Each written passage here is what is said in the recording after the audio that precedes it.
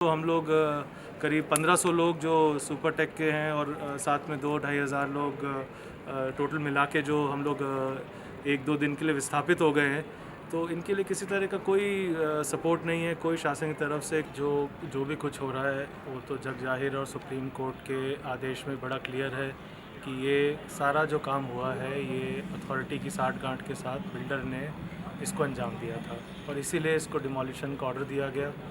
और इतना सब प्रूव होने के बाद भी आज जो परेशान हो रहा है वो रेजिडेंट ही परेशान हो रहा है। हम लोगों ने ऑलमोस्ट 12 साल तक ये लड़ाई लड़ी, पहले हाई कोर्ट, उसके बाद सुप्रीम कोर्ट, और आज वो नतीजे का दिन है और डिमोलिशन हो रहा है। दिल में खुशी तो है कि फिनिश लाइन तक पहुँचे हैं, लेकिन यहाँ तक का सफ़र बहुत कठिन रहा। बहुत सारे हमारे साथी एल्डरली लोग बहुत सारे इन्वॉल्व थे जिन्होंने बहुत दिक्कतों का सामना करते हुए इस लड़ाई को जारी रखा।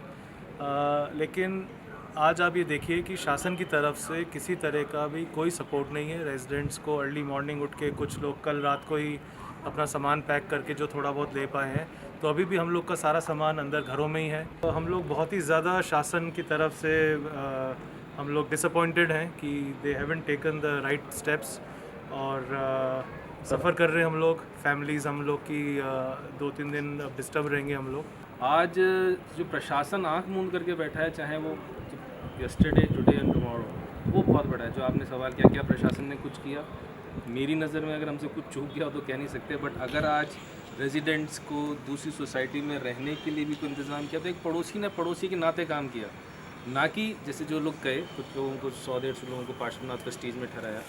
तो एक पड़ोसी ने पड़ोसी के नाते काम किया, प्रशासन ने कुछ नहीं किया। हम लोग जो लोग हैं, जो लोग नहीं हैं, वो कोई कहीं रह रहा है, कोई कहीं रह रहा है, मैं भी किसी और फ्लैट में रह रहा हूँ। So that is what is happening. जो हम लोग सफ़र हो रहे हैं, सफ़र कर रहे हैं इतना ज़्यादा, तो ये प्रशासन की एक गलती कहीं ना कहीं हुई है, एस्टैब्लिश्ड है फैक्ट। तो इन लोगों को अपने ज़्यादा प्रोएक्टिविटी दिखाना चाहिए था, अपना ज़्यादा इन लोगों को आगे कदम बढ़ाना चाहिए था, जो काफ़ी डिसअपॉइंटिंग रहा कि they haven't taken the right steps कि रेजिडेंट्स के लिए कुछ इस तरह का करा जाए काम, जिससे कि कम से कम हमें ये तो लगता कि हाँ, शासन को हमारी चिंता है। तो हम लोग करीब 1500 लोग जो सुपर टेक के हैं और साथ में 2-2.5 हज़ार लोग टोटल मिला के जो हम लोग 1-2 दिन के लिए विस्थापित हो गए हैं। तो इनके लिए किसी तरह का कोई सपोर्ट नहीं है, कोई शासन की तरफ से किसी तरह का, ना बिल्डर का सपोर्ट है, ना शासन का सपोर्ट है। तो वी आर रियली अफेक्टेड।